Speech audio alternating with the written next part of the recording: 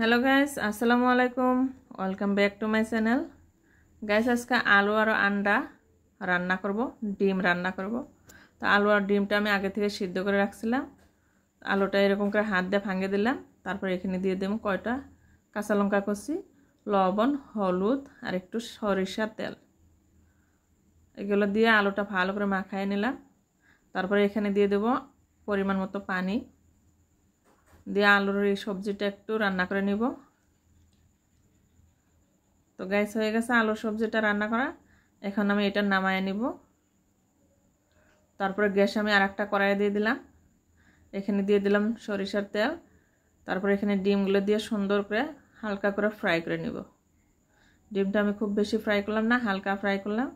তারপর এখানে দিয়ে দিলাম জিরা, তেজপাতা, কুচানো পেঁয়াজ, এগুলো একটু লাড়াচাড়া করে নিয়ে তারপর এখানে দিয়ে দেব রসুন বাটা, কাঁচা লঙ্কা, আদা বাটা, লবণ, হলুদ গুঁড়ো, এগুলো আর একটু কষিয়ে নিয়ে তারপর এখানে দিয়ে দেব টমেটো কুচি।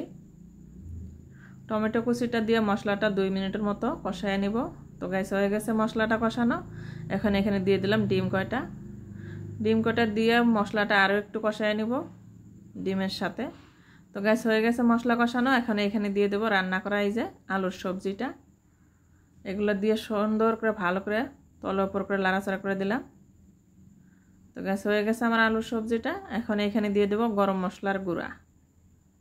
গরম মশলার গুঁড়াটা দিলে আলুর সবজিটা খুব সুন্দর লাগে, টেস্টি হয় আর ফ্লেভারটাও খুব সুন্দর হয়। তো গ্যাস হয়ে গেছে আমার আলুর সবজিটা। আশা করি আজকের রেসিপিটা আপনাদের খুব সহজ লাগবে।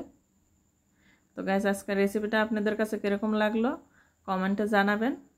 আর আমার এই রেসিপিটা যদি আপনাদের কাছে একটু ভালো লেগে থাকে আপনারা আমার এই চ্যানেলটাকে সাবস্ক্রাইব করবেন, লাইক কমেন্ট শেয়ার করবেন। আপনারা আমার সাথে থাকবেন প্লিজ।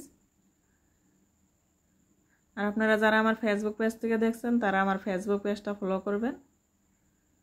আজকের জন্য বিদায় নিচ্ছি, দেখা হচ্ছে আগামী ভিডিওতে। আসসালামু আলাইকুম গাইস, খোদা হাফিজ।